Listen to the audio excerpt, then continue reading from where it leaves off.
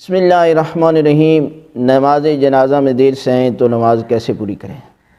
نماز جنازہ فرض کفایہ ہے اور اس کی بڑی فضیلت ہے، لیکن اگر آپ 2-3 تکبیر کے بعد شامل ہوتے ہیں تو آپ فوراً نیت کر کے اللہ اکبر کر کے تکبیر پہلی کہیں نیت کر کے، اور اس کے بعد جو ہے وہ آپ تشہد پڑھیں اور اس کے بعد جو ہے وہ ڈیٹیل کے ساتھ باقی تکبیریں بھی پڑھ لیں۔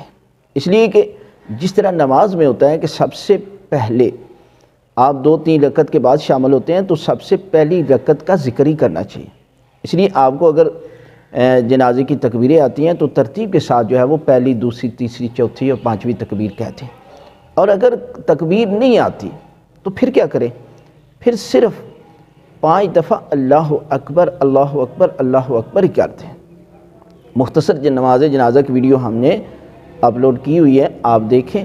وہ مختصر نماز جنازہ آپ کو ہر صورت یاد کرنا چاہیے، لیکن طریقہ کار یہی ہے کہ جتنی تکبیریں رہ جائیں وہ بعد میں جو ہے وہ چاہے امام نماز جنازہ ختم کر دے، باقی آپ کو باقی جو ہے وہ تکبیریں جو ہے وہ پڑھنی چاہیے۔